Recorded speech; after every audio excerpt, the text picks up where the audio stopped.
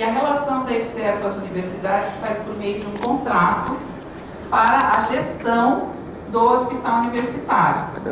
A universidade só pode contratar alguém para gerenciar alguma coisa se essa coisa lhe pertence. Ela não pode contratar um gestor para um órgão que não lhe pertence.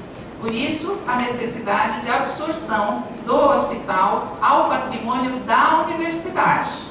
O hospital pertence à universidade e a universidade faz a cessão temporária desse patrimônio enquanto durar o contrato. Cessão para fins de gestão. Cessão não é doação, é apenas um empréstimo do prédio para que ele seja gerenciado no período que durar o contrato. Um contrato, como qualquer outro, pode ser interrompido a qualquer momento quando alguma das partes entender que não está bom para ela, né? E da mesma forma que nós temos a cessão de um docente que for assumir a diretoria, a superintendência do hospital, ele vai ser cedido para a empresa pública para poder exercer legalmente a sua atividade, mesmo sendo DR, exercer a sua atividade de gestão confortavelmente, sem ser pressionado por estar em dupla atividade. Quando ele é cedido, ele passa a trabalhar para a empresa como eu sou cedida. Fui cedida da minha universidade, primeiro para o Ministério da Educação e depois para a empresa pública do Ministério da Educação. Mas eu continuo docente da minha universidade e tenho que pedir a bênção do meu reitor se eu quiser ir para algum outro lugar. Tá? Isso evita também os movimentos da política federal. Caso entrar um PSDB da vida, evita que ele intervenha. Na verdade, veja, a empresa ela é constituída por lei, né? A lei ela é votada no Congresso Nacional. Por MP. Inclusive, teve discussão, teve uma negociação. Então, o Congresso votou a lei. Para haver qualquer mudança no modus operandi da empresa, tem que haver uma nova lei. Só se o Congresso aprovar uma nova lei. É muito difícil de fazer isso, não é uma situação simples, não é? Porque é preciso que haja todo um convencimento da Câmara dos Deputados, do Senado, para poder fazer qualquer alteração. E aqui nós temos que entender que no Brasil do século XXI, finalmente a gente está aprendendo que as leis elas são feitas para ser cumpridas, não é? Então, na verdade, é isso. Pode haver mudança política? Pode. Qualquer coisa pode ser mudada, mas precisa mudar a lei. E aí isso é muito complexo, principalmente se a solução estiver dando um resultado bom para a população, para as universidades. Dificilmente esse tipo de coisa consegue ser regredido. Tá? Só um esclarecimento, não foi criada por lei, mas por MP 520. No último dia do governo Lula, uma vez que o PLP 92/2007 foi barrado no Congresso, assim como a PEC 56B do governo Collor, assim como a PEC 370 do governo Fernando Henrique, também foi barrada, que eram todas as criações de estatais. Assim como a gente vê a criação de uma estatal, de uma empresa de fundação, de uma empresa estatal de direito privado sendo criada para gerenciar a saúde, a gente entende, e eu não estou preocupado se minha base vai aumentar ou a minha base vai diminuir, porque eu não sou diretor da FASUBRA. A minha preocupação enquanto servidor público, administrador público que sou, estudante e estagiário da área de saúde, professora, é com relação, sim, à questão da saúde nesse país. Infelizmente, o presidente da República não é regido pelo RJU. O único presidente que a gente conseguiu tirar foi o Collor. Deveríamos ter tirado os outros, porque o problema da saúde nesse país é sim um problema de gestão. Gestão de quem está à frente do Poder Executivo Federal. Sérgio, só relembrando, você está aqui na qualidade de dirigente e não de conselheiro. Você fez esclarecimento, portanto, as suas manifestações devem ser limitadas. Nós temos servidores técnico-administrativos conselheiros. Muito obrigado pelo esclarecimento, professor. Ok. Acho que é importante sempre relembrar. Muito obrigado. Muito bem, a palavra está aberta para manifestações. Você é quem? Me desculpe.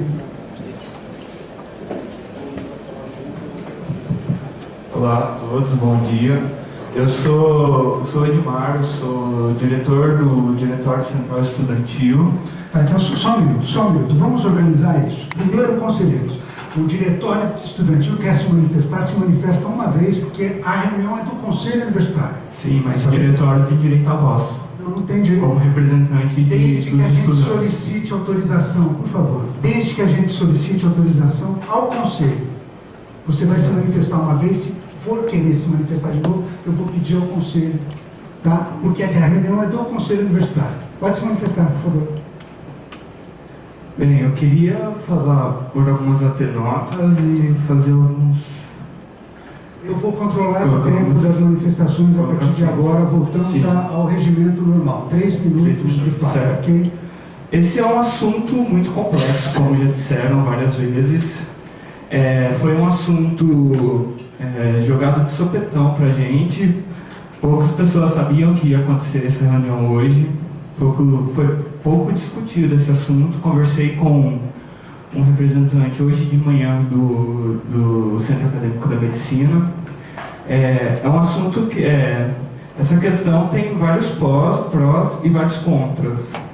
Eu acredito que devido ao que foi muito dito, há muitas precipitações, houve muitas precipitações. O que está acontecendo hoje foi o resultado de precipitações da universidade também. E eu acho que eu, como estudante ou como diretor, acho que devemos evitar precipitações. Acho que deve haver uma maior discussão sobre esse assunto.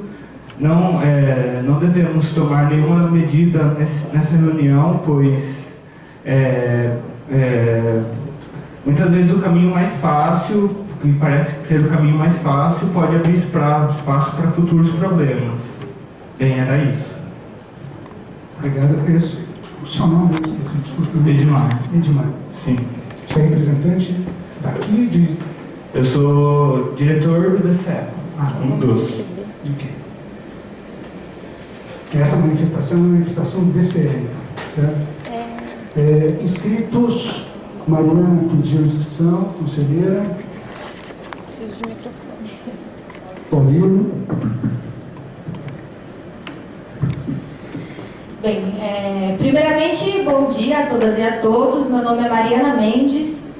Eu sou conselheira aqui do Consune e sou também presidente do Diretório Acadêmico da UFSCar Sorocaba.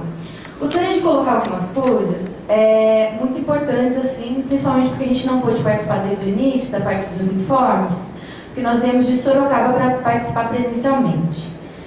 Primeiro, eu gostaria de colocar o quão lamentável é a tentativa de desmoralização do diretório acadêmico por parte da nota soltada pela reitoria no dia de ontem. Gostaria de ressaltar também que houve um equívoco, sim, e esse equívoco foi por parte da reitoria, que não esclareceu devidamente a pauta desse conselho. Por quê? Lá estava escrito simplesmente que nós íamos discutir a federalização do hospital. E quando foi pedido esclarecimento por e-mail sobre essa pauta, não foi respondido. Inclusive, eu tenho esses e-mails, se alguém quiser consultar, eu posso mostrar. Terceiro ponto, eu gostaria de dizer que eu acho que está havendo algum equívoco. Eu não sei, eu não tenho certeza, mas dessa colocação que está sendo feita de que a federalização e a adoção da EBSE, ela acontece no mesmo processo sempre. A federalização é um processo que, inclusive, é muito bom, que a criação de um hospital universitário, que a UFSCar precisa, porque nós temos a questão das residências dos estudantes da medicina, que muitas vezes tem que se deslocar até Diadema para fazer essa residência. A questão do ensino, pesquisa e extensão no curso de medicina, que é prejudicado nessa situação, de não haver um hospital universitário. Nós temos o atendimento à cidade, que quando o hospital universitário está funcionando é muito melhor, sem dúvida. E nós temos também a questão da diferença, principalmente isso que eu gostaria de esclarecer. Inclusive, a gente está falando muito de esclarecimento, eu gostaria de esclarecer isso, que o processo de federalização não implica a adesão da EBSE, que esses processos são processos diferentes e que nós deveríamos discutir isso, entendeu? Por exemplo, o processo da EBSER. A gente discutiu aqui algumas coisas, a Giane colocou pra gente, eu acho muito importante esse esclarecimento, né? Inclusive, a nossa tentativa de colocar aquela matéria no blog do diretório acadêmico foi justamente para esclarecer a comunidade acadêmica de que ia haver essa discussão, né? E aí, eu gostaria de colocar o seguinte. Primeiro, a EBSER, né, ela é uma empresa pública de direito privado, muito bem. Só que acontece a contratação de serviço terceirizado nessa empresa. E eu gostaria de... isso não está claro para a comunidade acadêmica, eu acho que é muito complexo realmente esse debate, e eu acho que tem muita coisa da EBSER que deve ser esmiuçada ainda nesse conselho antes de tomar qualquer decisão. Aí a gente tem, por exemplo, a questão da contratação que é feita pela EBSER, que é pela CLT. E a gente tem a situação dos servidores públicos. A gente sabe muito bem que para o trabalhador, para a trabalhadora, é muito melhor ser um servidor público do que ser contratado por CLT. A gente tem uma histórica luta dos trabalhadores e das trabalhadoras para conquistar o direito, todos os direitos do servidor público, né? Nós temos também a questão que, e aí eu me pergunto muitas vezes, né? E eu acho que muita gente também se pergunta, sobre a questão da lógica da austeridade e do lucro que é adotado numa EBSER e que pode prejudicar, sim, a questão do ensino, pesquisa e extensão, né? Outra coisa que a Giane colocou que eu acho que é importante a gente discutir é que a adesão à EBSER é optativa. Muito bem, é optativa, mas aqui no material que vocês entregaram está escrito assim: as universidades que não aderirem à empresa não terão condições de cumprir o acordo do TCU na substituição do pessoal terceirizado considerado irregular, que absorve mais de 50% dos recursos destinados à manutenção da maioria dos hospitais. A gente tem uma pressão clara para a adesão da EBSER e que a UFSCar hoje possui autonomia universitária para discutir e decidir o que é melhor para a UFSCar. Eu gostaria de um esclarecimento antes de eu concluir minha fala, se a gente tem direito à reinscrição, porque eu ainda tenho algumas considerações. Claro que tem, claro que tem. Tá. Eu vou passar, a Gene está pedindo para dar um esclarecimento, depois em seguida está inscrito o Paulinho, e eu vou me inscrever para responder a Mariana. Mariana, Não vai eu ocupar acho o que é tempo, muito não? pertinente que você tenha colocado essas dúvidas, porque são questões que estão sendo veiculadas em todos os canais aí. Eu fui ao congresso da UNE, ouvi um monte de colocações similares e depois, inclusive, o grupo de estudantes veio me procurar para dizer, olha, ninguém explicou essas coisas para nós, né? Então, acho que a gente tem que explicar. A questão da federalização, ela está sim vinculada à empresa por uma razão muito simples. O Ministério da Educação, o Ministério do Planejamento, a Presidência da República já tomaram uma decisão que o mecanismo de gestão para hospitais universitários a ser adotado é por meio da empresa que foi criada para isso. Não há orçamento para as universidades para elas administrarem um hospital universitário. O orçamento da universidade não dá conta, foi o que eu falei no início. E o único mecanismo de financiamento que existe para assumir novas unidades é por meio da empresa, porque é por meio da empresa que vai se contratar o pessoal. Portanto, se não tiver a empresa, vocês não conseguem federalizar, porque nem o ministro vai autorizar, não vai haver orçamento. Entendeu? Porque isso depende de contratação de muita gente. Então, o que está acontecendo é uma questão muito simples. A questão da autonomia de escolher ou não, é claro que as universidades têm. A pressão está sendo feita pelo TCU, porque o MEC e o governo ofereceram alternativa. E a universidade que tem um hospital escolhe ou não. Se ela escolher o outro caminho, ela vai cumprir o acórdão do TCU e vai ter que fechar o seu hospital ou reduzi-lo pelo menos a metade e passar a utilizar a rede pública de serviços para oferecer os seus cursos, que é o que é feito, certo? Então, esta é uma opção inclusive acadêmica. Nós vamos diminuir o tamanho do nosso hospital e vamos utilizar a rede, ou nós vamos utilizar a opção que foi dada. E a EBSERB, inclusive por portaria do Ministro da Educação, ela tem a delegação de gestão de tudo que diz respeito aos hospitais universitários. Hoje, inclusive, todos os projetos de saúde, porque o Ministério da Educação entende que o seu braço de gestão na área da saúde é a EBSERB. Então, é esse esclarecimento que tem que ser feito. Tá? A pressão não é do MEC. O MEC está oferecendo a opção, a ferramenta para sair da situação. A pressão é do Tribunal de Contas da União. Ela é judicial. Obrigado, Giane.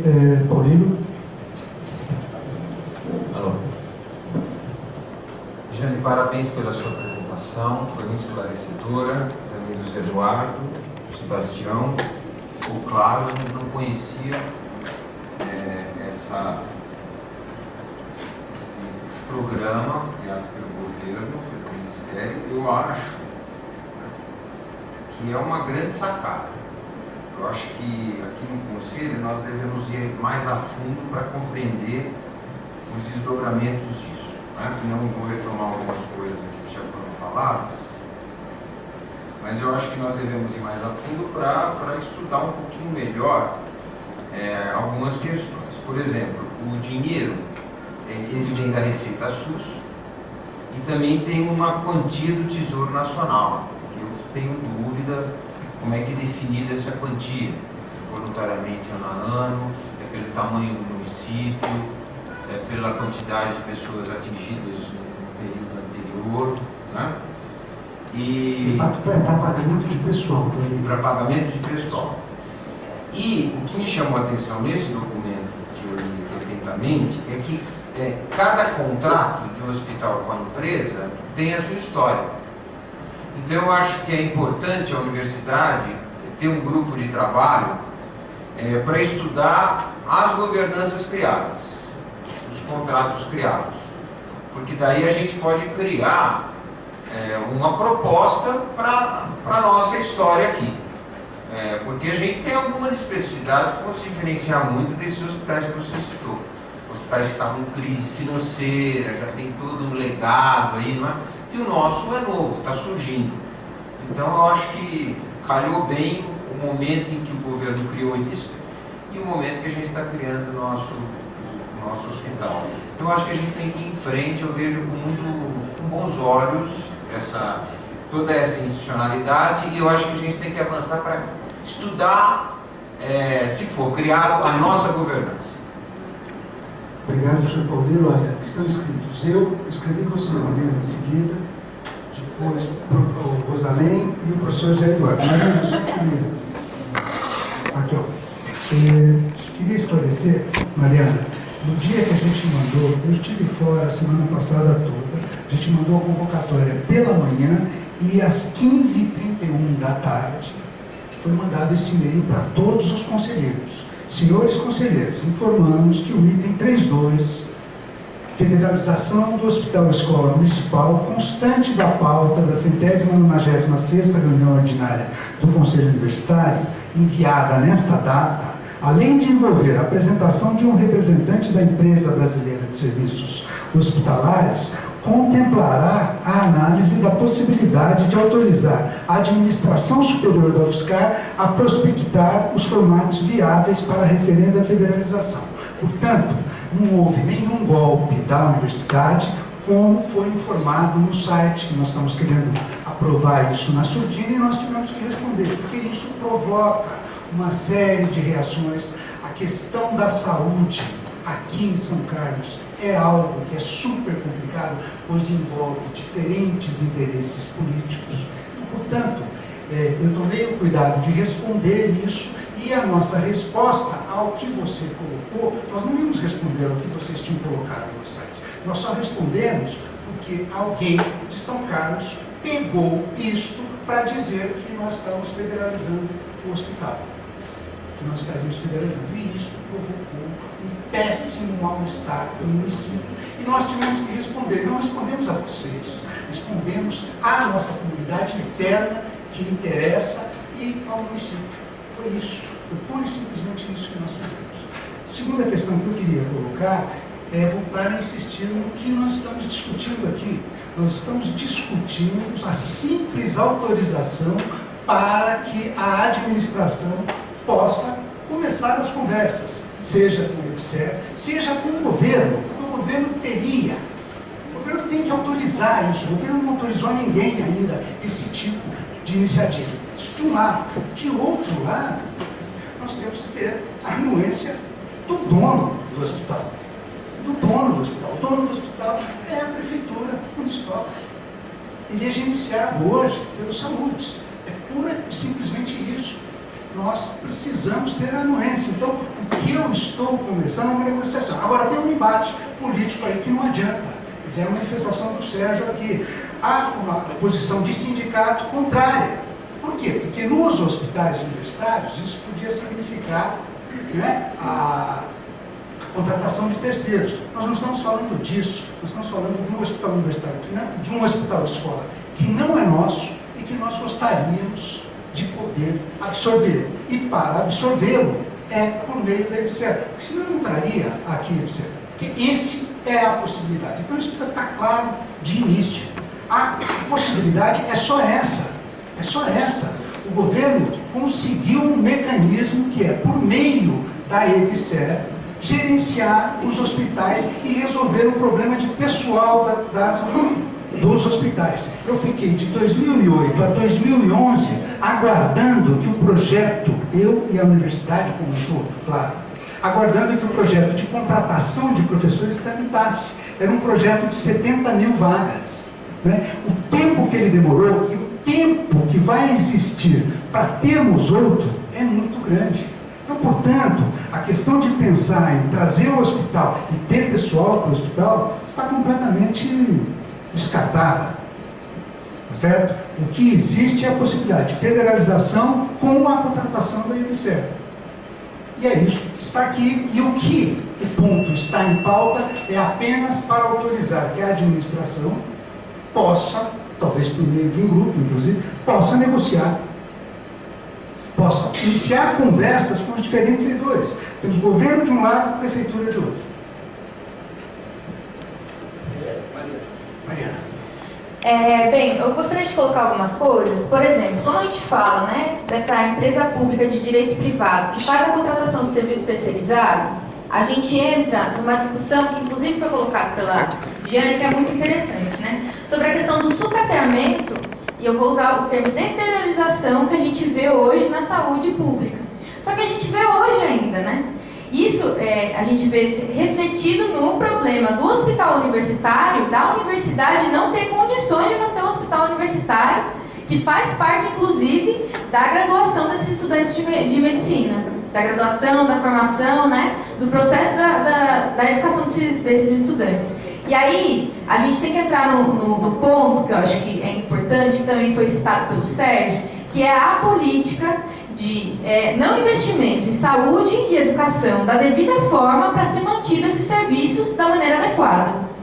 E aí, quando isso não acontece, qual é a argumentação para adotar uma empresa pública de direito privado, de que não há verbas? Ora, vamos analisar qual é o orçamento da União hoje. 45% vai para a dívida pública. E por que isso não é discutido aqui? Por que a gente não olha para o problema central, que é a falta de investimento em saúde e educação? E eu acho que é importante que a universidade entre nesse debate, sim. E aí, eu gostaria de colocar algumas coisas, que é, primeiro, eu acho que a comunidade acadêmica não está esclarecida o suficiente para abrir, para que o Conselho autorize a abertura das negociações com a Prefeitura. Eu acredito que, e eu venho como conselheira, em nome do diretório acadêmico, para defender a ampla discussão disso na comunidade acadêmica, a discussão, inclusive, de se a EBSER é mesmo a única opção. Eu gostaria que se trouxesse aqui, nos próximos conselhos, exemplos de federalização que não envolveram a EBSER, para a gente analisar, para a gente, inclusive, discutir essa política pública de sucateamento da educação e da saúde, para a gente poder depois decidir sobre a federalização, sobre a negociação e como essa negociação vai ser feita, porque não adianta a gente aprovar que vai ser aberta a negociação se a gente não sabe nem em que termos essa negociação vai ser feita. A negociação vai ser feita em termos de federalização para transformar em HU para depois entregar para a EBSE? Pois é, eu não concordo que isso seja feito agora. Porque a comunidade acadêmica não está esclarecida, não foi feita nesse ano nenhuma audiência pública em São Carlos para discutir isso ainda, e eu acho que isso tem que ser feito. É isso, obrigada.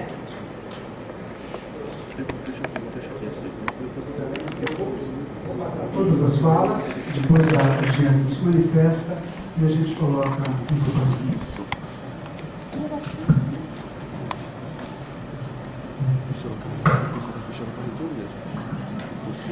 Bom dia a todos. Eu tenho só um esclarecimento a fazer. A Jane colocou que vão ser contratados 50 mil votos, 50 mil A quantidade política já com salário de 3 a 4 vezes o salário que as pessoas ganham, os concursados pelo RJU. Você vai ter dentro do hospital pessoas concursadas pelo RJU e pessoas contratadas pelo ICE. Essas pessoas daí